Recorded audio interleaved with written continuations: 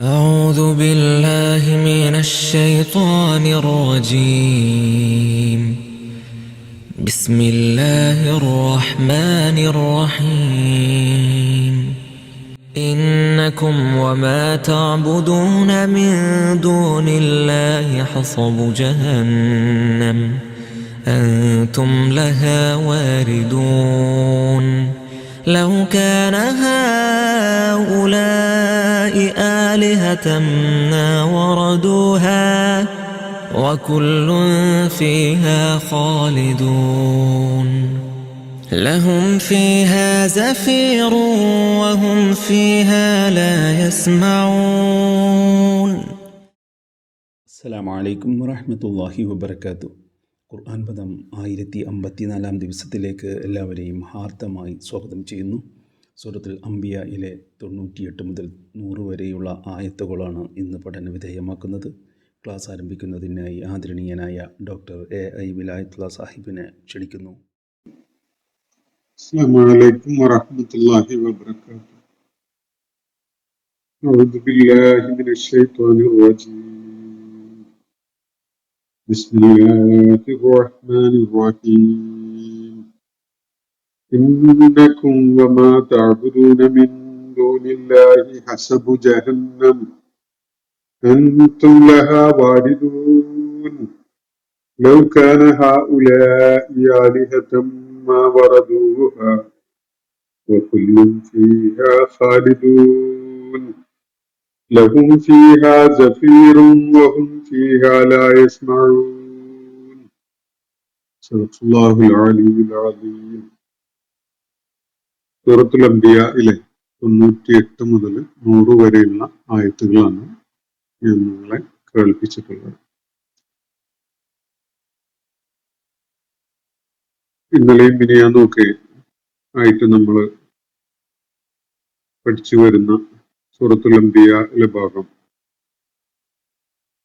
ഒരു തുടർച്ചയാണ് എന്ന് ആശയപരമായി അത് മുന്നോട്ട് വയ്ക്കുന്ന പ്രമേയവുമായി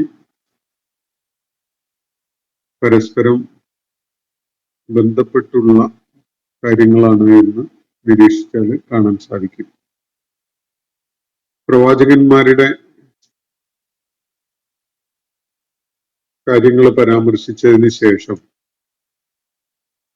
സൂറത്തുൽ അംബിയയിൽ നമ്മൾ കാണുകയുണ്ടായി. അത് വളരെ പ്രവാചകന്മാരെ ഒന്നിനു പുറകെ ഒന്നായി പരാമർശിക്കുകയും ചിലരുടെ കാര്യത്തിൽ ചില അവരുമായി ബന്ധപ്പെട്ടുകൊണ്ടുള്ള ചില വിഷയങ്ങളൊക്കെ പരാമർശിക്കുകയൊക്കെ ചെയ്തതിന് ശേഷം അള്ളാഹു ഒരു പ്രസ്താവന നടത്തുകയുണ്ടായി. ഇന്ന ഹാദിഹി ഉമ്മത്തുക്കും ഉമ്മത്തം വാഹിദ വഅന റബ്ബുക്കും. ഇതാണ് എക്കാലത്തും പ്രവാചകന്മാരും മുന്നോട്ട് വെച്ചിരുന്ന ജീവിത ദർശനത്തിന്റെ ആദർശത്തിന്റെ ഏറ്റവും വ്യക്തതയുള്ള ഒരു പ്രഖ്യാപനം. ഇന്ന ഹാദിഹി ഉമ്മത്തുക്കും ഉമ്മത്തം വാഹിദ. നിശ്ചയമായിട്ടും നിങ്ങളുടെ ഈ സമുദായം, മനുഷ്യകുലം, അത് ഒരൊറ്റ ഉമ്മത്താണ്, ഒരൊറ്റ സമുദായമാണ്. വഅന റബ്ബുക്കും, ഞാനാണ് നിങ്ങളുടെ നാഥൻ. ഇതാണ് ഇവിടെ പറയുന്ന കാര്യം. എന്നാൽ മനുഷ്യരെല്ലാ കാലത്തും പ്രവാചകന്മാർ പഠിപ്പിച്ച ഈ അടിസ്ഥാന ആദർശത്തിൽ ഉറച്ചു നിൽക്കുകയല്ല ഉണ്ടായിട്ടുള്ളത്. അവർക്കിടയില്, സമൂഹങ്ങൾക്കിടയില്, വിഭാഗങ്ങൾക്കിടയില് വിദ്വേഷവും പകയുമൊക്കെ ഉണ്ടാകുന്ന വിധത്തില് അവര് പരസ്പരം ഔന്നത്യം നടിക്കുകയും ഞങ്ങള് മറ്റുള്ളവരെക്കാൾ ശ്രേഷ്ഠരാണ്, ഉന്നതരാണ് എന്ന വിധത്തിലുള്ള നിലപാടെടുക്കുകയൊക്കെ ചെയ്തത്. ആ വിധത്തിലുള്ള ഒരു മാർഗഭ്രംശത്തിലേക്ക് പലപ്പോഴും സമൂഹങ്ങൾ പോയത് നമുക്ക് എല്ലാ സമൂഹങ്ങളുടെയും ചരിത്രം പരിശോധിക്കുമ്പോൾ കാണാൻ സാധിക്കും. അത് യഥാർത്ഥത്തിൽ പ്രവാചകന്മാരിലൂടെ പഠിപ്പിക്കപ്പെട്ട ദൈവിക മാർഗത്തിന് വിരുദ്ധമായ ഒരു മനോഘടനയും നിലപാടും ഒക്കെയാണ്. അവർ സ്വയം ഏതെങ്കിലും ഒരു സമൂഹത്തിന്റെ, ഒരു കുടുംബത്തിന്റെ അല്ലെങ്കിൽ ഒരു ക്ലാനിന്റെ മഹത്വം ഉയർത്തി കാണിച്ചുകൊണ്ട് അവര് സുപ്പീരിയർ ആണ് എന്ന വിധത്തിൽ അവര് വേറിട്ട് നിൽക്കുന്നവരാണ് എന്ന നിലക്ക് സ്വയം ഔന്നത്യത്തിനും കൂടുതൽ പ്രിവിലേജസിനൊക്കെ വേണ്ടി അവകാശപ്പെടുന്ന ഒരു പ്രവണത. യഥാർത്ഥത്തിൽ അത് പരിപോഷിപ്പിക്കുന്നതിനും ആ സംഗതി വളർത്തിയെടുക്കുന്നതിനൊക്കെ വേണ്ടിയാണ് പലപ്പോഴും ബഹുദൈവത്വ വിശ്വാസങ്ങൾ തന്നെ ഉയർത്തി കാണിക്കപ്പെടാറുള്ളത്. ബഹുത്വം പലപ്പോഴും ഇത്തരം ചില വിഭാഗങ്ങളുടെ, ആളുകളുടെ, സംഘങ്ങളുടെ, വ്യക്തികളുടെ ഒക്കെ അവരുടെ ശ്രേഷ്ഠത ഉയർത്തി കാണിക്കാൻ വേണ്ടി ഉള്ള ഒരു മറയായിട്ടാണ് പലപ്പോഴും കടന്നു വരാറുള്ളത്. എന്തായാലും പ്രവാചകന്മാരുടെ ഈ ആദർശപരമായ ഈ സമാനത, അവരെല്ലാവരും നിലക്കൊണ്ട ഒരേ ആദർശപരമായ അടിത്തറ, ആ കാര്യം ചൂണ്ടിക്കാണിച്ചതിന് ശേഷമാണ് അള്ളാഹു പറയുകയുണ്ടായത്, അവര് പിൽക്കാലത്ത് ജനങ്ങള് അവരുടെ ദീനിനെ, അവരുടെ ജീവിത ദർശനത്തിനെ സമൂഹങ്ങളെ തുണ്ടം തുണ്ടമാക്കുന്ന വിധത്തിൽ അതിനെ വികലമാക്കി കളഞ്ഞു. എന്നാൽ എല്ലാവരും ഈ ഭൂമുഖത്തെ അവരുടെ അള്ളാഹു നിശ്ചയിച്ച അവധി കഴിയുന്ന മുറക്ക് അള്ളാഹുവിന്റെ അടുക്കലേക്ക് തിരികെ എത്താനുള്ളവരാണ്. അവരെ വിലയിരുത്തപ്പെടാൻ പോകുന്നത് അവര് സത്യവിശ്വാസം നിലനിർത്തിക്കൊണ്ട് നിർവഹിച്ച അവരുടെ കർമ്മങ്ങളുടെ അടിസ്ഥാനത്തിലാണ്. ഒരു കർമ്മവും ഒരാള് സത്യവിശ്വാസത്തില് ഉറച്ചു നിന്നുകൊണ്ട് നിർവഹിച്ചിട്ടുള്ള ഒരു കർമ്മവും വില കുറച്ച് കാണപ്പെടുന്ന സാഹചര്യം ഉണ്ടാവുകയില്ല എന്നൊക്കെയാണ് അള്ളാഹു ചൂണ്ടിക്കാണിക്കുകയുണ്ടായത്. അതിനുശേഷമാണ് അള്ളാഹു ഒരു പ്രദേശത്തെക്കുറിച്ച്, ഒരു നാടിനെ കുറിച്ച് ഇന്നലെ നമ്മൾ വായിച്ച ആയത്തുകളിൽ പരാമർശിക്കുകയുണ്ടായത്. ആ നാട്ടുകാരെ അള്ളാഹു ഒരു ശിക്ഷയ്ക്ക് വിധേയമാക്കി. ആ നാടിന് അള്ളാഹുവിന്റെ ഒരു നടപടി ഏറ്റുവാങ്ങേണ്ടി വന്നു. അഹ്ലഖ്നാഹ എന്നാണ് അള്ളാഹു ഇവിടെ പറയുന്നത്. ആ നാട് ഹറാമുൻ അല ഖറിയത്തിൻ, ആ നാട്ടിന് നിഷിദ്ധമാണ്. അവിടെ ഉണ്ടായിരുന്ന ആളുകള് അള്ളാഹുവിന്റെ നടപടി ഏറ്റുവാങ്ങിയ ആ സമൂഹം ആ നാട്ടിലേക്ക് തിരികെ എത്തുക എന്നതോ അല്ലെങ്കിൽ ആ നാട് ക്ലെയിം ചെയ്യുന്നവരാവുക എന്നതോ അവർക്ക് നിഷിദ്ധമാണ്. അന്നഹും ലാ യർജിഊൻ, അവരങ്ങോട്ട് തിരികെ എത്തുന്നതല്ല. ഇതാണ് അള്ളാഹു നടത്തുന്ന ഒരു സ്റ്റേറ്റ്മെന്റ്. ഞാനത് സൂചിപ്പിക്കുകയുണ്ടായി. ഒരു പഴയകാല മുഫസ്സിറുകൾ ആരും തന്നെ ഇത് ഏത് നാടിനെ കുറിച്ചാണ് എന്ന് സ്പെസിഫൈ ചെയ്തുകൊണ്ട് വ്യക്തമാക്കുന്നില്ല. അവർക്ക് ഈ ആയത്തിന്റെ സൂചനകളെ മനസ്സിലാക്കാൻ സാധിച്ചിട്ടില്ല എന്നതാണ്. അതിന് ചരിത്രപരമായ പല കാരണങ്ങളും ഉണ്ടാവും. ചരിത്രത്തിൽ പിന്നീട് അരങ്ങേറിയ പല സംഭവവികാസങ്ങളെയും മുൻനിർത്തിക്കൊണ്ട് ഈ ആയത്തിനെ വിലയിരുത്തിക്കൊണ്ട് സമീപകാലത്ത് വളരെ പ്രഗത്ഭമായ വിധത്തിൽ ഈ ആയത്തിന് ചിലര് വിശദീകരണം നൽകിയിട്ടുണ്ടായിട്ടുണ്ട്. അതാണ് ഞാൻ ഇന്നലെ പറഞ്ഞു വെച്ചത്. ബഹ്റാമുനാല ഖറിയത്തിൻ അഹ്ലഖ്ന, ഏതാണ് ഈ നാട് എന്നതാണ് ഒന്നാമതായി ഐഡന്റിഫൈ ചെയ്യപ്പെടേണ്ടത്. ആ നാട്ടിലേക്ക് തിരിച്ചു വരാൻ പറ്റാതിരിക്കുന്ന സമൂഹം ഏതാണ്? അവർക്ക് ആ നാട്ടിലേക്ക് തിരിച്ചു വരാൻ പറ്റുന്നത് എന്ത് നിബന്ധന പാലിക്കപ്പെടുമ്പോഴാണ്? അങ്ങനെ അവർ ആ നാട്ടിലേക്ക് എത്തുന്നത് ഏത് ഘട്ടത്തിലാണ്? തുടങ്ങിയിട്ടുള്ള ചോദ്യങ്ങളാണ് നമ്മുടെ മുന്നിൽ ഇതുമായി ബന്ധപ്പെട്ടുകൊണ്ടുള്ളത്. ഈ കാര്യം മനുഷ്യ ചരിത്രം വെച്ചുകൊണ്ട് വിലയിരുത്തുമ്പോൾ സമീപകാലത്തെ കഴിഞ്ഞ ഒരു നൂറ്റാണ്ടിനകത്ത് നടന്ന ചില സംഭവവികാസങ്ങൾ നമുക്ക് ഈ ആയത്തിനെ മനസ്സിലാക്കാൻ വളരെയേറെ സഹായകമാവുന്നുണ്ട് എന്നത് കാണാൻ സാധിക്കും. അത് ഞാൻ നേരത്തെ സൂചിപ്പിച്ച ചില പഠനങ്ങൾ വെളിപ്പെടുത്തുന്നത് പ്രകാരം ഈ നാട് ഖറിയ എന്നത് വിശുദ്ധ ഖുർആനിൽ പലയിടത്തും പരാമർശിച്ചിട്ടുള്ള, ഈ സൂറത്തിൽ തന്നെയും ഇബ്രാഹിം അലൈഹി ഇസ്ലാമും അതുപോലെ ലൂത്ത് അലൈഹി ഇസ്ലാമും ഒക്കെ ഹിജ്റ പോയ നാട്, ബാറക്ന അല്ലത്തി ബാറക്ന ഹൗലഹു എന്ന് പറഞ്ഞിട്ടുള്ള ആ ഭൂപ്രദേശം, ഒരു അള്ളാഹുവിന്റെ അനുഗ്രഹങ്ങൾ ചൊരിഞ്ഞ ഒരു നാടിലേക്കാണ് അള്ളാഹു ഇബ്രാഹിം അലൈഹി ഇസ്ലാമിനും അതുപോലെ ലൂത്ത് അലൈഹി ഇസ്ലാമിനൊക്കെ പലായനം ചെയ്യാൻ, ഹിജറ ചെയ്യാൻ ആ നാട്ടിലേക്കാണ് വഴി തുറന്നു കൊടുക്കുകയുണ്ടായത് എന്നത് നമ്മൾ നേരത്തെ മനസ്സിലാക്കിയിട്ടുണ്ടായി. വേറെയും ചില സംഭവങ്ങൾ, ഒരു യാത്രികൻ അയാളുടെ കഴുതയും കഴുതപ്പുറത്ത് യാത്ര ചെയ്തിരുന്ന ഒരാള് ഒരു നാട്ടിലൂടെ കടന്നു പോകുമ്പോൾ ഈ തകർന്നടിഞ്ഞ ഈ നാടിനെ അള്ളാഹു എങ്ങനെ പുനരുജ്ജീവിപ്പിക്കും എന്ന് അത്ഭുതം കൂറിയ ഒരു സന്ദർഭം ഖുർആൻ വരച്ച് കാണിക്കുന്നുണ്ട്. അവിടെയും അള്ളാഹു അയാൾക്ക് നൽകിയ അനുഭവം എന്നത് അയാളെയും അയാളുടെ ആ മൃഗത്തെയും മരിപ്പിക്കുക എന്നുള്ളതും, എന്നിട്ട് വർഷങ്ങൾക്ക് ശേഷം അവരെ ആ മൃതാവസ്ഥയിൽ നിന്ന് എണീപ്പിച്ച സംഭവം, പുനരുജ്ജീവിപ്പിച്ച ഒരു സംഭവം ഖുർആൻ പരാമർശിക്കുന്നുണ്ട്. ഈ ഒരു സംഭവം, അതുപോലെ നബി സല്ലല്ലാഹു അലൈഹി വസല്ലമയുടെ ഇസ്രാ മിഅ്റാജ് സംഗതികൾ, ഇസ്രാ ലക്ഷ്യം വെച്ചിരുന്നത് ആ ഒരു ഭൂപ്രദേശമാണ്. മിഅ്റാജിന് നബി സല്ലല്ലാഹു അലൈഹി വസല്ലം ആകാശത്തേക്ക് ഉയർത്തപ്പെടുന്നത് ആ ഒരു പ്രദേശത്ത് നിന്നാണ്. ഇതൊക്കെയും സൂചിപ്പിക്കുന്നത് ഒരേ ഭൂപ്രദേശമാണ് എന്നാണ് ഈ പഠനങ്ങൾ വെളിപ്പെടുത്തുന്നത്. വിശുദ്ധ ഖുർആന്റെ സൂചനകളെ അടിസ്ഥാനപ്പെടുത്തിക്കൊണ്ട് ചരിത്ര സംഭവങ്ങളെ അപഗ്രഥിച്ചുകൊണ്ടാണ് അവർ ഈ അനുമാനത്തിലേക്ക് എത്തിയിട്ടുള്ളത്. അപ്പോ അത് പ്രകാരം ഇവിടെ അള്ളാഹുവിന്റെ നടപടിയുണ്ടായ ഈ നാട്, ആ നാട്ടുകാർക്ക് അങ്ങോട്ട്, അല്ലെങ്കിൽ ആ വംശത്തിന്, ആ സമൂഹത്തിന്റെ ഭാഗമായവർക്ക് അങ്ങോട്ട് തിരികെ എത്താൻ പറ്റുകയില്ല എന്ന് പ്രത്യേകമായിട്ട് പറയുന്ന കാര്യം, അവർക്ക് തിരികെ എത്താൻ പറ്റുന്നത് എപ്പോഴായിരിക്കും എന്നതും സൂചിപ്പിക്കുകയാണല്ലോ ഇവിടെ.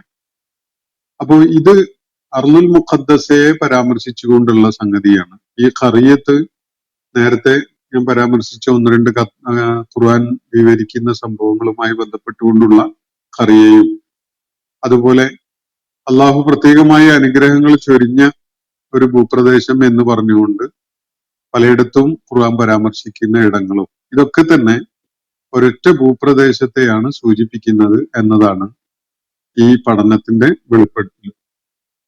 അത് പ്രകാരം ഈ ദൈവിക ശിക്ഷ വാങ്ങുകയും അവിടുന്ന് നാട്ടിന്ന് പുറത്തു പോവേണ്ടി വരികയും ചെയ്ത ഒരു സമൂഹം ബനു ഇസ്രായേലാണ്. ഏകദേശം 2000 വർഷങ്ങൾക്ക് മുമ്പാണ് ബനു ഇസ്രായേൽ സമൂഹം അർളുൽ മുഖദ്ദസയിൽ നിന്ന് കുടിയിറക്കപ്പെടുന്നത്. അതിന് അർഹമാവുന്ന വിധത്തിലുള്ള വിശ്വാസപരവും കർമ്മപരവുമായിട്ടുള്ള വ്യതിചലനങ്ങളും വഴിപിഴക്കലുമൊക്കെ അവർക്ക് അതിനകം സംഭവിച്ചിട്ടുണ്ടായിരുന്നു എന്നതാണ് നമ്മൾ അതിനോട് ചേർത്ത് വായിക്കുമ്പോൾ മനസ്സിലാക്കാൻ സാധിക്കുന്ന കാര്യം. അപ്പോ അള്ളാഹുവിന്റെ ശിക്ഷയും നടപടിയും ഒക്കെ ബനു ഇസ്രായേൽ സമൂഹം അർഹിക്കുന്ന ഒരു ഘട്ടം എത്തിയപ്പോൾ പ്രവാചകന്മാരുടെ അധ്യാപനങ്ങളെ കൈവിട്ടുകൊണ്ട് സ്വന്തം കുലപരമായ ഔന്നത്യത്തിന്റെ പേരിൽ, വംശീയതയുടെ പേരിൽ വലിയ അഹന്തയും നിഗളിപ്പും ഒക്കെ കാണിക്കാൻ തുടങ്ങിയ ബനു ഇസ്രായേൽ സമൂഹം അവരുടെ വംശീയമായ നിലപാടുകളുടെ, റേസിസ്റ്റ് നിലപാടുകളുടെ കാരണമായിട്ട് അള്ളാഹുവിന്റെ ഒരു നടപടി അവരെ ഏറ്റുവാങ്ങേണ്ടി വരികയാണ്. അള്ളാഹുവിന്റെ നടപടി എന്ന് പറയുന്നത് ഭൗതികമായ വിലയിരുത്തലുകൾക്ക് സാധ്യമല്ലാത്ത ഒരു കാര്യം ആയിക്കൊള്ളണം എന്നില്ല എല്ലായ്പ്പോഴും. ഇവിടെ ചരിത്രപരമായി ബനു ഇസ്രായേൽ സമൂഹം ഫലസ്തീനിൽ നിന്ന്, അല്ലെങ്കിൽ മസ്ജിദുൽ അഖ്സ നിലകൊള്ളുന്ന, ബൈത്തുൽ മഖ്ദിസ് നിലകൊള്ളുന്ന ആ വിശുദ്ധ ഭൂമിയിൽ നിന്ന് അവർ പുറത്താക്കപ്പെടുന്നത് ചില രാഷ്ട്രീയ നടപടികൾ കാരണമായിട്ടാണ്. ചില ദിഗ്വിജയികള് അവരുടെ പടയോട്ടം നടത്തി ആ സമൂഹത്തെ അവിടുന്ന് ആട്ടി പുറത്താക്കുന്ന ഒരു സംഭവമാണ് ഉണ്ടായിട്ടുള്ളത്. ബനു ഇസ്രായേൽ സമൂഹം അവിടുന്ന് ആട്ടി പുറത്താക്കപ്പെട്ട 2 പ്രമുഖമായ സംഭവങ്ങളുണ്ട്.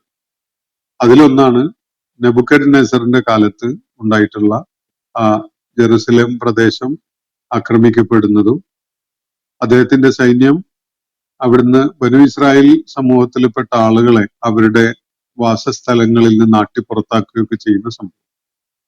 അവര് പ്രവാസത്തിലായിരുന്നു ദീർഘകാലം ഈ ഇറാഖ് ഭൂപ്രദേശത്തിന്റെ ചില ഇടങ്ങളിൽ. അവരുടെ പ്രവാസകാലം എന്നോ അല്ലെങ്കിൽ അവര് തടവിലാക്കപ്പെട്ട ഒരു കാലം. ഈ യഥാർത്ഥത്തിൽ ഈ യഹൂദ അഭയാർത്ഥികളെ താമസിപ്പിക്കാൻ വേണ്ടി ഈ ഒരു ഭരണാധികാരി ഉണ്ടാക്കിയ ഒരു ഇടം പിൽക്കാലത്ത് ഒരു പട്ടണമൊക്കെ ആയി മാറിയിട്ടുണ്ടായിരുന്നു. അത് ഈ മധ്യപൗരസ്ത്യ ഭൂപ്രദേശത്താണ്.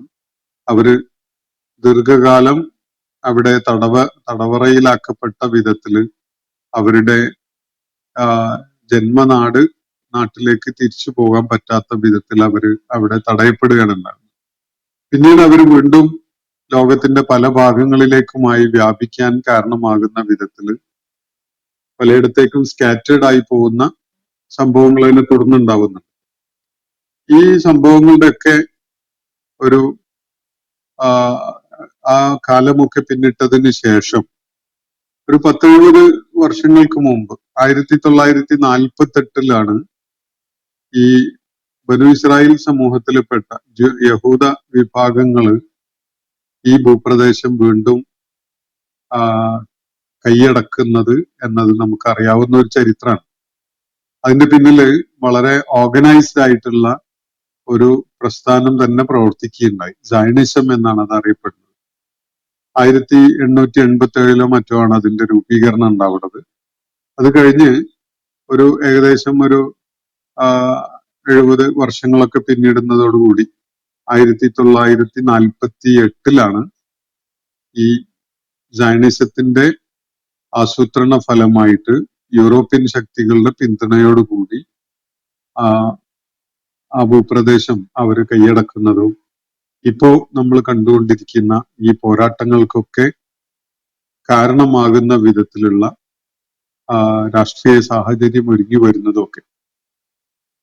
അപ്പോ ഇത് ബനു ഇസ്രായേൽ സമൂഹത്തിലേക്കുള്ള ഒരു പരാമർശമാണ്. അവര് ഈ അർളുൽ മുഖദ്ദസയിൽ നിന്ന് പുറത്താക്കപ്പെട്ടതിന് ശേഷം അവര് അവിടുന്ന് നാടുപേക്ഷിച്ച് പോകേണ്ടി വന്നതിന് ശേഷം ഏകദേശം ഒരു 2000 വർഷമൊക്കെ പിന്നിട്ടതിന് ശേഷമാണ് ഇപ്പോ നമ്മുടെയൊക്കെ കാലഘട്ടത്തില് അവർക്ക് ഈ തിരിച്ചുവരവ് നടത്താൻ സാധിക്കുന്നത്. അപ്പൊ ചില കാര്യങ്ങൾ ഖുർആൻ ഇതുമായി ബന്ധപ്പെട്ടുകൊണ്ട് സൂചിപ്പിക്കുന്നുണ്ട്. വഹറാമുന അല ഖറിയത്തിൻ അഹ്ലക്നാഹ അന്നഹും ലാ യർജിഊൻ. നാം നശിപ്പിച്ച ആ ഭൂപ്രദേശം അല്ലെങ്കിൽ നമ്മുടെ നടപടി ഏറ്റുവാങ്ങേണ്ടി വന്ന ആ ഭൂപ്രദേശം, ആ നാടിന് ആ നാട്ടുകാര് നിഷിദ്ധമാണ്, അവർക്ക് അങ്ങോട്ട് തിരികെ എത്താൻ സാധ്യമല്ല എന്ന് പറഞ്ഞിട്ട് അള്ളാഹു പറയുന്ന യഅ്ജൂജും മഅ്ജൂജും സ്വതന്ത്രരാക്കപ്പെടുന്നത് വരെ. ദുൽഖർനൈന്റെ കാലത്ത് ഒരു നിലക്ക് തടവിലാക്കപ്പെട്ടവരായിരുന്നു യഅ്ജൂജ് മഅ്ജൂജ്. വലിയ കായികവും അതുപോലെ തന്നെ തന്ത്രപരമായിട്ടും ഒക്കെ ശക്തി ഉണ്ടായിരുന്ന ഒരു സമൂഹം. പരിഷ്കൃത സമൂഹങ്ങളെ ആക്രമിച്ച് കീഴ്പ്പെടുത്തുകയും അവരെ കൊള്ളയടിക്കുകയും ഒക്കെ ചെയ്യുന്ന ഒരു നടപടി അങ്ങനെ തുടർന്നുകൊണ്ടിരുന്ന ഒരു സമൂഹമാണ് യഅ്ജൂജ് മഅ്ജൂജ്. കാക്കസസ് പർവ്വത നിരകളുടെ അപ്പുറത്തായിട്ട് വസിച്ചിരുന്ന ഒരു സമൂഹം. ആ സമൂഹം സെറ്റിൽഡ് ലൈഫ് ഫോളോ ചെയ്തിരുന്ന പല സമൂഹങ്ങളെയും പതിയിരുന്ന് ആക്രമിച്ച് അവരെ കൊള്ളയടിക്കുകയും അവരെ കൊന്നൊടുക്കുകയൊക്കെ ചെയ്യുന്ന ഒരു നടപടി നിരന്തരം ചെയ്തുകൊണ്ടിരുന്ന കൂട്ടരാണ്. അവരിൽ നിന്ന് തങ്ങൾക്ക് സംരക്ഷണം നൽകുന്ന വിധത്തിൽ ഒരു ഭിത്തി ഉണ്ടാക്കി തരണം എന്നാണ് ദുൽഖർനൈനോട് ഒരു ഭൂപ്രദേശത്തുള്ള ആളുകൾ ആവശ്യപ്പെടുകയുണ്ടായതും ദുൽഖർനൈൻ അത് പ്രകാരം അവർക്ക് ഒരു ഭിത്തി ഉണ്ടാക്കി കൊടുക്കുകയൊക്കെ ചെയ്തിട്ടുള്ളത്. അള്ളാഹുവിന്റെ നിശ്ചയം വരുന്നത് വരെ അല്ലെങ്കിൽ അള്ളാഹുവിന്റെ അവധി വരെ അത് കേടുകപ്പാടുകൾ കൂടാതെ നിലനിൽക്കും. അള്ളാഹുവിന്റെ നിശ്ചയം വന്നു കഴിഞ്ഞാൽ, അള്ളാഹു നിശ്ചയിച്ച സമയമായി കഴിഞ്ഞാൽ അത് തകർന്ന് തരിപ്പണമാകും എന്നൊക്കെ ദുൽഖർനൈൻ അവിടെ പറയുന്നത് നമ്മൾ സൂറത്തുൽ കഹ്ഫിൽ കാണുകയുണ്ടായിട്ടുണ്ട്. അപ്പോ ഈ ആളുകൾക്ക് തങ്ങളുടെ നാടായിരുന്ന ആ ഭൂപ്രദേശത്തേക്ക് തിരിച്ചു വരാൻ സാധിക്കുകയില്ല എന്ന് പറഞ്ഞതിന് ശേഷം അള്ളാഹു പറയുന്നത് യഅ്ജൂജ് മഅ്ജൂജ് എന്നീ വിഭാഗങ്ങള് തുറന്നിടപ്പെടുന്നത് വരെ, അവര് ഫ്രീ ആക്കപ്പെടുന്നത് വരെ അത് സാധിക്കുകയില്ല എന്നാണ്. എന്നാൽ അന്ന് യജൂജ് മഅജൂജ് റിലീസ് ചെയ്യപ്പെടുമ്പോൾ വഹും മിൻ കുല്ലി ഹദബിൻ യൻസിലൂൻ, എല്ലാ ഉയർന്ന പീഠസ്ഥലങ്ങളിൽ നിന്നുമായിട്ട്, കുന്നും മലയും അതുപോലെ പീഠഭൂമിയും ഒക്കെ ആയിട്ടുള്ള ഇടങ്ങളിൽ നിന്ന് അവര് ചാടി പുറപ്പെട്ടു വരുന്നതാണ് എന്നും അള്ളാഹു ഇവിടെ പറയുന്നുണ്ട്. അപ്പോ ഈ അടിസ്ഥാനത്തിൽ ഏറെക്കുറെ അത് നമുക്ക് സ്വീകാര്യോഗ്യമായിട്ട് തോന്നിയിട്ടുള്ള ഒരു പഠനമാണ്. അപ്പൊ ഈ പഠനപ്രകാരം 300 വർഷക്കാലം നീണ്ടു നിന്ന യൂറോപ്യൻ സമൂഹത്തിന്റെ, പ്രത്യേകിച്ച് ബ്രിട്ടീഷ് ഇംപീരിയലിസ്റ്റ് ഫോഴ്സസിന്റെ കൊളോണിയൽ അധിനിവേശങ്ങൾ ലോകത്തിന്റെ പല ഭാഗങ്ങളിലായിട്ടുള്ള ഏഷ്യയിലേക്കും ആഫ്രിക്കയിലേക്കും ഒക്കെ നീണ്ടുപോയ ആ കൊളോണിയൽ അധിനിവേശം ഈ ഗോഗ് ആൻഡ് മെഗോഗ് എന്ന് അറിയപ്പെടുന്ന ഇവിടെ പരാമർശിക്കപ്പെട്ടുള്ള യജൂജ് മഅജൂജ് വിഭാഗങ്ങളുടെ ഈ ലോകത്തിന്റെ പല ഭാഗങ്ങളിലേക്കുമുള്ള ഇറങ്ങി പുറപ്പെടലും ലോകത്തിന്റെ പല ഭൂപ്രദേശങ്ങളെയും അവരുടെ ചൊൽപ്പടിക്കീഴിൽ കൊണ്ടുവരുന്ന സൈനിക നീക്കങ്ങളുടേതും ഒക്കെ ആയിട്ടുള്ള സംഗതികളാണ് ഇതുകൊണ്ട് സൂചിപ്പിക്കപ്പെടുന്നത് എന്ന് വിലയിരുത്തുന്ന ഒരു വായനയുണ്ട്, ഒരു പഠനമുണ്ട് എന്നാണ് ഞാൻ സൂചിപ്പിച്ചത്.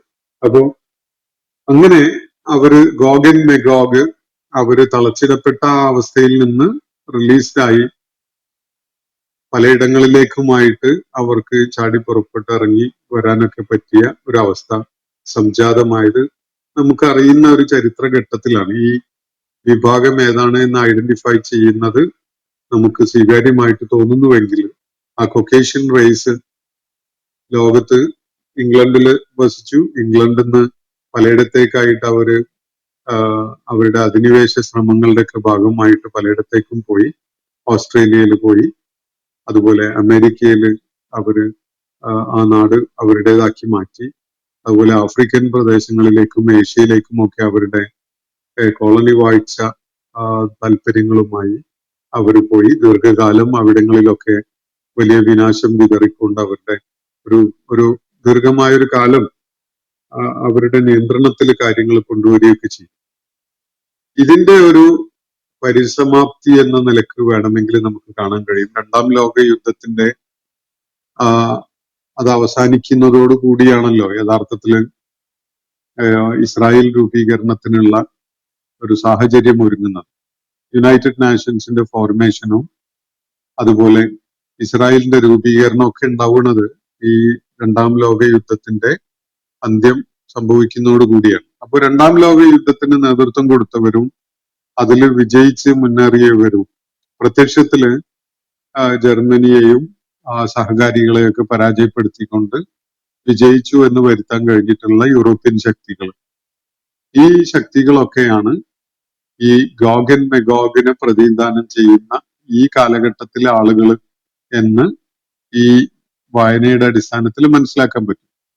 അപ്പൊ അവരാണ് യഥാർത്ഥത്തില് ഈ സയനിസത്തിന് ഈ അറബ് ഭൂപ്രദേശമായി മാറിയിട്ടുണ്ടായിരുന്ന 2000 വർഷത്തോളം യഹൂദരല്ലാത്ത പലരും, യഹൂദരുടെ ചെറിയൊരു ജനസംഖ്യ അവിടെ ഉണ്ടായിരുന്നു എങ്കിലും കൂടുതലായിട്ടും മുസ്ലിങ്ങൾ അധിവസിച്ചിരുന്ന ഒരു ഭൂപ്രദേശം കൈയടക്കാനും അതുപോലെ ആ ഭൂപ്രദേശത്ത് ഇന്ന് നമ്മൾ കണ്ടുകൊണ്ടിരിക്കുന്ന വിധത്തിലുള്ള വിനാശങ്ങൾ ഉണ്ടാവാനൊക്കെ കാരണമാകുന്ന വിധത്തില് അവിടെ ഒരു യഹൂദ രാഷ്ട്രം ഉണ്ടാക്കി കൊണ്ടുവരുന്നതിന് ഫെസിലിറ്റേഷൻ ചെയ്തു കൊടുത്തത് ഈ ഗോഗ് ആൻഡ് മെഗോഗിന്റെ പിന്മുറക്കാരായ യൂറോപ്യൻ ശക്തികളാണ് എന്നതാണ് ആ വായനയുടെ ഒരു കൺക്ലൂഷൻ അല്ലെങ്കിൽ ഒരു നിരീക്ഷണം.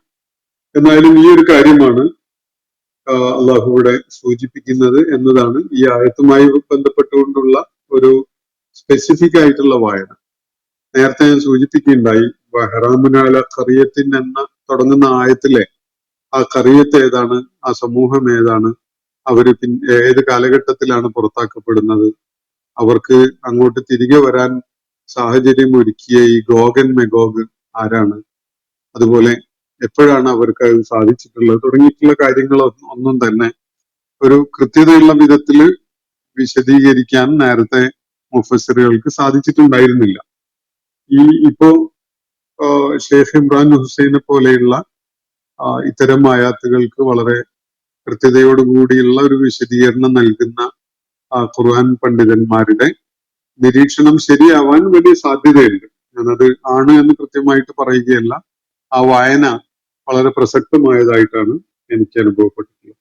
എന്നാലും ഈ സംഭവം ഇതിനെ തുടർന്ന് വഖ്തറബൽ വഅദുൽ ഹഖ് ഫഇദാ ഹിയ ശാഖിസത്തുൻ അബ്സാറുൽ ലദീന കഫറു, ഇതിനെ തുടർന്ന് വഅദുൽ ഹഖ് വന്നു ചേരുന്നതിനുള്ള സമയം ആഗതമായി. അപ്പോ നിഷേധികള് അവരുടെ കണ്ണുകള് പുറത്തേക്ക് തള്ളിയ വിധത്തിലാണ് ഇങ്ങനെ വിലപിക്കുന്നുണ്ടാകുക. അത് കുന്നാഫി ഗഫ്ലത്തിൻ മിൻ ഹാദ, ഇങ്ങനെയുള്ള ചില സംഗതികളൊക്കെ, ചില പ്രവചനങ്ങളൊക്കെ പുലരും എന്ന കാര്യത്തെക്കുറിച്ച് ഞങ്ങൾ തീർത്തും അശ്രദ്ധരായിരുന്നു. അതുപോലെ ബൽകുന്ന ലാലിമീൻ എന്നല്ല, ഞങ്ങൾക്ക് അത് അറിയാമായിരുന്നു, ഞങ്ങളത് അക്രമപരമായി അല്ലെങ്കിൽ അധർമ്മപരമായ വിധത്തില് ഞങ്ങൾ അതിനെ അവഗണിക്കുകയായിരുന്നു എന്നൊരു തിരിച്ചറിവോട് കൂടി അവര് വിലപിക്കുന്ന ഒരു കാര്യം അള്ളാഹു ഇവിടെ ചൂണ്ടിക്കാണിക്കുകയാണ്. ഈ കാര്യങ്ങളൊക്കെ പൊതുവായിട്ട് നമുക്ക് തരുന്ന ചില ക്ലൂസ്, ഇത് ആഖിറു സമാനുമായി ബന്ധപ്പെട്ടുകൊണ്ടുള്ള സംഭവവികാസങ്ങളാണ് എന്നതാണ്. അവസാന കാലം അതിന് അള്ളാഹു നിശ്ചയിച്ച അവധി എത്തുന്നതിന്റെ മുമ്പായിട്ട് ചില ഘട്ടങ്ങൾ പിന്നിടുമ്പോൾ സംഭവിക്കുന്ന സംഭവവികാസങ്ങളായിട്ടാണ് ഈ കാര്യങ്ങളെ മനസ്സിലാക്കാൻ പറ്റുന്നത്. അതിനെ തുടർന്ന് അള്ളാഹു ഈ വ്യതിചലനം, അള്ളാഹു പഠിപ്പിച്ച പ്രവാചകന്മാരൊക്കെയും തന്നെ പഠിപ്പിച്ച ആ ആദർശപാതയിൽ നിന്ന് വ്യതിചലിച്ച ആളുകളോട്, അത് മതസമൂഹങ്ങളായിട്ടാണ്, അഹ്ലുൽ കിതാബൊക്കെ ആയിട്ടാണ് അവർ അറിയപ്പെടുന്നുണ്ടാവുക. പക്ഷെ അവരുടെ കയ്യില് കിതാബും ഉണ്ടാവില്ല, ആ കിതാബ് മുന്നോട്ട് വെക്കുന്ന ആദർശവും ഉണ്ടാവില്ല. അവരും പഴയ പല പേഗൻ സമൂഹങ്ങളെയും പോലെ തന്നെ അവര് ബഹുദൈവത്വത്തിന്റെ ആളുകളായിട്ട് പ്രയോഗത്തിൽ അവര് മാറിയിട്ടുണ്ടാകും. ആ വിധത്തില് അവരിൽ വലിയ വ്യതിചലനം ഉണ്ടായിട്ടുണ്ടാകും. അപ്പൊ ഇന്നക്കും വമാ തഅബുദൂന മിൻ ദൂനില്ലാഹി, എന്നിട്ട് അള്ളാഹു ഇവിടെ പറയുന്നത്, നിങ്ങളും അള്ളാഹുവിനെ കൂടാതെ നിങ്ങൾ ഇബാദത്ത് ചെയ്യുന്ന നിങ്ങളുടെ ആരാധ്യന്മാരുണ്ടല്ലോ, അവരും ഹസബു ജഹന്നം, അവര് രണ്ടു കൂട്ടരും നരകത്തിന്റെ ഇന്ധനമാകാൻ, വിറകാകാൻ പോകുന്നവരാണ്. നിങ്ങൾ എന്ന് പറഞ്ഞാൽ ഈ ബഹുദൈവത്വ വിശ്വാസപാത അല്ലെങ്കിൽ ആദർശപാത പിന്തുടരുന്ന ആളുകൾ, അവര് ആരെയൊക്കെയാണോ മഅബൂദായിട്ട് കണ്ടിരുന്നത്, അല്ലെങ്കിൽ എന്തിനെയൊക്കെയാണോ മഅബൂദായി കണ്ടിരുന്നത്, ഇതൊക്കെയും തന്നെ നരകത്തിൽ ചെന്ന് പതിക്കാനുള്ളതാണ്. ബഹുദൈവത്വത്തിന്റെ ആളുകൾ മാത്രമല്ല, അവരാരെയാണോ അവരുടെ ആരാധ്യന്മാരായിട്ട് കണ്ടിരുന്നത്, എന്തിനെയാണോ ആരാധ്യന്മാരായി കണ്ടിരുന്നത്, അതൊക്കെയും തന്നെ ഹസബു ജഹന്നം, നരകത്തിന്റെ വിറകാകാൻ പോകുന്നവരാണ്. അൻതും ലഹ വാരിദൂൻ, നിശ്ചയമായിട്ടും നിങ്ങൾ അതിലേക്ക് വരിക തന്നെ ചെയ്യും. നിങ്ങൾ ഈ ബഹുദൈവത്വ വിശ്വാസവുമായി നടക്കുന്ന ആളുകൾ, അതിന്റെ പ്രത്യക്ഷ അർത്ഥത്തിലും അല്ലെങ്കിൽ പരോക്ഷമായ നിലക്കൊക്കെ അത്തരം ഒരു രീതിയിലേക്ക് പോയിട്ടുള്ള ആളുകൾ തീർച്ചയായിട്ടും അവരും അവരുടെ ആരാധ്യന്മാരും നരകത്തിന്റെ വിറകാകാൻ പോകുന്നവരാണ്. അവരതിൽ തീർച്ചയായിട്ടും, നിങ്ങൾ തീർച്ചയായിട്ടും അതിൽ വന്നു ചേരുക തന്നെ ചെയ്യും എന്നാണ് അള്ളാഹു പറയുന്നത്. തുടർന്ന് പറയുന്നത്, ലൗകാന ഹഉലാഇ ആലിഹത്തൻ, ഈ നിങ്ങളുടെ ഈ ആരാധ്യന്മാര് ഏതെങ്കിലും നിലക്ക് ദൈവങ്ങളായിരുന്നുവെങ്കിൽ, ദിവ്യശേഷി ഉണ്ടായിരുന്നവരായിരുന്നുവെങ്കിൽ, മാ വറദൂഹ, അവരൊരിക്കലും തന്നെ നരകത്തിലേക്ക് വരുമായിരുന്നില്ല. അവരിൽ യാതൊരു ദിവ്യത്വവും ഇല്ലാത്തത് കൊണ്ടാണ് ഈ ആളുകളും അവരുടെ ആരാധ്യന്മാരും നരകത്തിലേക്ക് കൃത്യമായിട്ട് എത്തിച്ചേരുന്നത്. അവരിൽ വല്ല ദിവ്യത്വം ഉണ്ടായിരുന്നെങ്കിൽ അവരൊരിക്കലും തന്നെ നരകത്തിലേക്ക് എത്തുമായിരുന്നില്ല. വകുല്ലും ഫീഹ ഖാലിദൂൻ, ഇവരൊക്കെയും തന്നെ അതിൽ നിത്യവാസികളായിരിക്കും എന്നാണ് അള്ളാഹു പറയുന്നത്. എന്തെങ്കിലും ദിവ്യത്വം ഉണ്ടായിരുന്നെങ്കിൽ, ദൈവികമായ വല്ല ഗുണവും കഴിവും ഇവർക്കുണ്ടായിരുന്നെങ്കിൽ, ഇവര് നരകത്തിൽ വന്ന് കൂപ്പുകുത്തുന്ന ഒരു കാര്യം സംഭവിക്കുമായിരുന്നില്ലല്ലോ എന്നാണ് ഖുർആൻ പറയുന്നത്. ഒരിക്കലും തന്നെ അത് ഉണ്ടാവില്ല. ഇവരുടെ അനുയായികള്, അവരും അതുപോലെ ഈ ദിവ്യന്മാരായി നിലക്കൊണ്ടിരുന്നവരും അള്ളാഹുവിന്റെ ഈ പ്രഖ്യാപന പ്രകാരം നരകത്തിൽ വന്നു ചേരാനുള്ളവരാണ്. അവരതിൽ നിത്യമായി വസിക്കുന്നവരാണ്. ഈ മഅബൂദുകൾക്ക്, ആരാധ്യന്മാർക്ക് എന്തെങ്കിലും നിലക്കുള്ള ദിവ്യത്വം ഉണ്ടായിരുന്നെങ്കിൽ അവരൊരിക്കലും തന്നെ നരകത്തിൽ എത്തുമായിരുന്നില്ല. ലഹും ഫീഹ സഫീറുൻ. തുടർന്ന് അള്ളാഹു പറയുന്നത്, ആ നരകത്തില് ഒരു ആരവം കേൾക്കാം. അത് അത് ആ, വല്ലാതെ നമ്മളെ ഡിസ്ട്രാക്ട് ചെയ്യുന്ന വിധത്തിലുള്ള ഒരു ശബ്ദം, ഒരു ചീറിക്കൊണ്ടിരിക്കുന്ന ഒരു സംഗതി. സഫീർ എന്നത് ഇംഗ്ലീഷിൽ ഇപ്പോ ഉപയോഗത്തിലുള്ള ഒരു വാക്കാണ്. അത് സഫീർ എന്ന ഈ അറബി വാക്കിന്ന് വന്നിട്ടുള്ളതാണ്. ഒരു വളരെ ഓഡിബിൾ ആയ വിധത്തിൽ നെടുവീർപ്പിടുന്നതിന്, ഒരു ശീൽക്കാരം പോലെയുള്ള ശബ്ദത്തിനൊക്കെയാണ് ഈ സഫീർ എന്ന് പറയുന്നത്. നരകത്തിന്റെ ഒരു ആരവത്തെ കുറിച്ചാണ് അള്ളാഹുവിടെ സൂചിപ്പിക്കുന്നത്. മറ്റൊന്നും കേൾക്കാൻ കഴിയാത്ത വിധത്തിലുള്ള ഒരു ആരവം ആ നരകത്തിൽ അവർക്ക് കേൾക്കാൻ സാധിക്കും. ലഹും ഫീഹ സഫീറുൻ വഹും ഫീഹ ലാ യസ്മഊൻ. അവർക്കവിടെ ഒരു സഫീർ അനുഭവപ്പെട്ടുകൊണ്ടിരിക്കും, ഒരു ശീൽക്കാരം, ഒരു ആരവം, അല്ലെങ്കിൽ ഒരു വളരെ ഓഡിബിളായ ഒരു നെടുവീർപ്പിടലാണ് നരകത്തിൽ കേൾക്കാൻ സാധിക്കുക. അത് നരകത്തിന്റെ തന്നെ ഒരു ശബ്ദവും നരകവാസികളുടെ ആ ഖേദം പ്രകടിപ്പിക്കലിന്റെ ഒരു ആരവവും ഒക്കെ ആവാൻ സാധ്യതയുള്ള വിധത്തിലുള്ള ഒരു സൂചനയാണ് ഇപ്പൊ. മറ്റൊന്നും അവർക്ക് കേൾക്കാൻ സാധിക്കുകയില്ല. വഹും ഫീഹ ലാ യസ്മഊൻ. യാതൊന്നും അവർക്ക് അവിടെ കേൾക്കാൻ കഴിയാത്ത വിധത്തിലുള്ള ബഹളമയമായ, അല്ലെങ്കിൽ ഈ ആരവം കൊണ്ട് ചെകിടടപ്പിക്കുന്ന ഒരു അവസ്ഥ അവർക്ക് അവിടെ അനുഭവപ്പെട്ടുകൊണ്ടിരിക്കും. ഈ വിധത്തിലാണ് നരകത്തിൽ എത്തിച്ചേരാൻ പോകുന്ന ഈ ആളുകളുടെ, അള്ളാഹു അല്ലാത്തവരെ ഇബാദത്ത് ചെയ്യുകയും അതുപോലെ ചെയ്യുന്ന ആളുകളും അവരാരെയാണോ ഇബാദത്ത് ചെയ്യുന്നത് അവരൊക്കെയും തന്നെ നരകത്തിൽ വന്നു ചേരാനിരിക്കുന്നു. അവിടെ സഫീറിന്റെ ആ ആരവം അവരെ ചെകിടടപ്പിക്കുന്നു. അവർക്കൊന്നും കേൾക്കാൻ കഴിയുന്ന അവസ്ഥയാവുകയില്ല എന്നാണ് ഇവിടെ വിവരിക്കുന്നത്. എന്നാലും ഇതുമായി ബന്ധപ്പെട്ടുകൊണ്ട് ഒരു സഹാബി, അദ്ദേഹത്തിന്റെ പേര് അബ്ദുല്ലാഹിബ്നു സബ എന്നാണ്. അദ്ദേഹം ഒരു ചോദ്യം നബി സല്ലല്ലാഹു അലൈഹി വസല്ലമയുടെ അടുക്കൽ ഉന്നയിച്ചിട്ടുണ്ടായിരുന്നു. ഈ ആയത്ത് പ്രകാരം ഈ ബഹുദൈവാരാധന നടത്തിയ ആളുകൾ തീർച്ചയായിട്ടും നരകത്തിൽ വന്നു ചേരും. എന്നാൽ അവര് ആരാധിച്ചിരുന്ന അവരുടെ ആരാധ്യന്മാര് പലതും ഉണ്ടല്ലോ.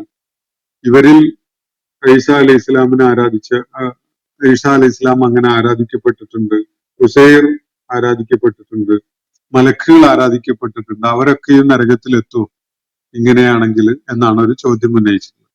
ഈ ആളുകളും അവരുടെ മഅബൂദായിട്ടുള്ള, അവരാരെയാണോ ആരാധിച്ചിരുന്നത് അവരും നരകത്തിൽ വന്നു ചേരും എന്നാണല്ലോ ഈ ആയത്തിൽ പറഞ്ഞിട്ടുള്ളത്. അങ്ങനെയാണെങ്കിൽ ഈസ അലൈഹി ഇസ്ലാം ആരാധിക്കപ്പെട്ടിരുന്നു, ഉസൈർ ആരാധിക്കപ്പെട്ടിരുന്നു, മലക്കുകൾ ആരാധിക്കപ്പെട്ടിരുന്നു. അതുകൊണ്ട് അവരൊക്കെയും തന്നെ നരകത്തിൽ വന്നു ചേരുമോ? അങ്ങനെയല്ലേ ഈ ആയത്ത് സൂചിപ്പിക്കുന്നത് എന്നൊരു ചോദ്യം ഒരാൾ ഉന്നയിച്ചിരുന്നു. അപ്പോ നബി സല്ലല്ലാഹു അലൈഹി വസല്ലം നൽകിയ മറുപടി ഞാൻ എന്ന് പറഞ്ഞുകൊണ്ട് തുടങ്ങിയിട്ട് കുല്ലു മൻ അഹബ്ബ അൻ യുഅബദ മിൻ ദൂനില്ലാഹി ഫഹുവ മഅ മൻ അബദഹു എന്നാണ്. ആരൊക്കെയാണോ സ്വയം ആരാധിക്കപ്പെടണം എന്ന് ആഗ്രഹിക്കുകയും ഇഷ്ടപ്പെടുകയും ഒക്കെ ചെയ്തിരുന്നത് അവരൊക്കെയും തന്നെ ആരാണോ അവരെ ആരാധിച്ചിരുന്നത് അവരോടൊപ്പം നരകത്തില് വന്നു ചേരും എന്നാണ് നബി സല്ലല്ലാഹു അലൈഹി വസല്ലം വ്യക്തമാക്കിയിട്ടുണ്ടായത്. സ്വയം പൂജിക്കപ്പെടണം, മറ്റുള്ളവർ തന്നെ പൂജിക്കണം എന്ന വിധത്തില് ആഗ്രഹിച്ച, അത് ഇഷ്ടപ്പെട്ട ആരൊക്കെ ഉണ്ടായിരുന്നോ അവരൊക്കെയും തന്നെ അവരുടെ ആരാധ്യന്മാരോടൊപ്പം നരകത്തിൽ വന്നു ചേരും എന്നാണ് നബി സല്ലല്ലാഹു അലൈഹി വസല്ലം നൽകിയ മറുപടി. അതില് ഈസ അലൈഹി ഇസ്ലാമിന്റെ കാര്യത്തിലും ബനു ഇസ്രായേൽ സമൂഹത്തിലേക്ക് വന്നിട്ടുണ്ടായിരുന്ന പ്രവാചകനായിരുന്ന ഉസൈറിന്റെ കാര്യത്തിലൊന്നും അവരാരും സ്വയം ആരാധിക്കപ്പെടുന്നത് അറിയുന്ന പോലുമില്ല. അവരുടെ കാലശേഷം അവര് ആരാധ്യരായി മാറുകയാണ്. അവരെ ജനങ്ങൾ ആരാധിക്കാൻ തുടങ്ങുകയാണ്. അവരെ വിളിച്ച് പ്രാർത്ഥിക്കാനും ആരാധിക്കാനും ഒക്കെ തുടങ്ങുകയാണ്. അതുകൊണ്ട് അങ്ങനെ അത് ഇഷ്ടപ്പെട്ടവരാണ് എന്ന നിലയ്ക്ക് അവരെ കാണാൻ ഒരിക്കലും സാധ്യമല്ല. തങ്ങൾ ആരാധിക്കപ്പെടണം എന്ന വിധത്തിൽ ആഗ്രഹിച്ച ആളുകളായിരുന്നില്ല, അവരറിയുക പോലുമില്ല. എന്നാൽ നമ്മുടെ കാലഘട്ടത്തിലും ഈ ഒരു പ്രവണത, പ്രത്യേകിച്ച് ആധ്യാത്മികതയുടെ ആളുകളായിട്ട് വേഷം കെട്ടി നടക്കുന്ന പലരും ആളുകൾ തങ്ങളെ പൂജിക്കുകയും ആരാധിക്കുകയും തങ്ങളിൽ ദിവ്യത്വമുള്ളവരായിട്ട് അങ്ങനെ ഒരു വലിയ രീതിയിൽ തന്നെ അതിന്റെ ആ, ആശയലോകം നമുക്ക് വികസിപ്പിച്ച് കാണാൻ സാധിക്കും. അള്ളാഹുവിന്റെ മുന്നിൽ എല്ലാവരും അവന്റെ അടിമകളായി വിനയാന്വിതരായിക്കൊണ്ട് നിലകൊള്ളുന്നതിന് പകരം ചില മനുഷ്യരുടെ ഹൃദയങ്ങളിൽ തങ്ങൾ തന്നെയാണ് ദൈവം എന്ന് വരുത്തുന്ന വിധത്തില് അങ്ങനെ ആരാധിക്കപ്പെടുന്നതും പ്രശംസിക്കപ്പെടുന്നതും അവര് ദിവ്യത്വമുള്ളവരായിട്ട് ജനങ്ങൾ മനസ്സിലാക്കുന്നതിനെ ഇഷ്ടപ്പെടുകയൊക്കെ ചെയ്യുന്ന ആളുകളുടെ കാര്യത്തിൽ കൂടി ഇത്തരം സൂചനകള് ബാധകമാവുന്നുണ്ടോ ഇല്ലേ എന്നത് നമ്മൾ വിലയിരുത്തി മനസ്സിലാക്കേണ്ട കാര്യം തന്നെയാണ്. എന്തായാലും വലിയ അപകടകരമായ വളരെ പ്രത്യാഘാതങ്ങൾ ഉളവാക്കുന്ന ഒരു കാര്യം ഇതിൽ സൂചിപ്പിക്കപ്പെടുന്നുണ്ട് എന്നതിൽ യാതൊരു സംശയവുമില്ല. ആരാധിക്കപ്പെടുന്നതിന് ആരാധകരുണ്ടാവുക, തനിക്ക് തന്നെ വാഴ്ത്തിക്കൊണ്ട് നടക്കുന്ന, തന്റെ ദിവ്യത്വത്തെയും അസാധാരണമായ കഴിവുകളെയും ഒക്കെ പ്രശംസിച്ച് വാഴ്ത്തിക്കൊണ്ട് നടക്കുന്ന ഒരു ആരാധക വൃന്ദം തനിക്ക് ചുറ്റും എപ്പോഴും ഉണ്ടാകണം എന്നൊക്കെ കൊതിക്കുന്ന, അത് ഇഷ്ടപ്പെടുന്ന തരം ആളുകൾ, അത് നമ്മുടെ കാലഘട്ടത്തിലെയും ഒരു പ്രവണതയാണ് എന്ന് സൂചിപ്പിക്കുകയാണ് ഞാൻ. എന്തായാലും ഞാൻ ഇന്നത്തെ നമ്മുടെ ഈ പഠനം ഇവിടെ അവസാനിപ്പിക്കുകയാണ്. ഈ ആയത്തുകളുമായി ബന്ധപ്പെട്ടുകൊണ്ട് എന്തെങ്കിലുമൊക്കെ വിട്ടുപോയതുണ്ടെങ്കിൽ തുടർന്നുള്ള ദിവസങ്ങളിൽ അത് ശ്രദ്ധയിൽ കൊണ്ടുവരാൻ ശ്രമിക്കാം. അള്ളാഹു നമ്മെ എല്ലാവരെയും അനുഗ്രഹിക്കുമാറാവട്ടെ. വാഹു ദഅ്വാനാ അൽഹംദുലില്ലാഹി റബ്ബിൽ ആലമീൻ. അസ്സലാമു അലൈക്കും വറഹ്മത്തുള്ളാഹി വബറകാതുഹു. ഇന്നത്തെ ഖുർആൻ പദം ഇവിടെ സമാപിക്കുന്നു. ഖുർആൻ പഠനത്തിൽ പങ്കെടുത്ത എല്ലാവർക്കും അള്ളാഹു അർഹമായ പ്രതിഫലം നൽകി അനുഗ്രഹിക്കട്ടെ. വആഖിറു ദഅ്വാനാ അനിൽ ഹംദുലില്ലാഹി റബ്ബിൽ ആലമീൻ. അസ്സലാമു അലൈക്കും വറഹ്മത്തുള്ളാഹി വബറകാതുഹു.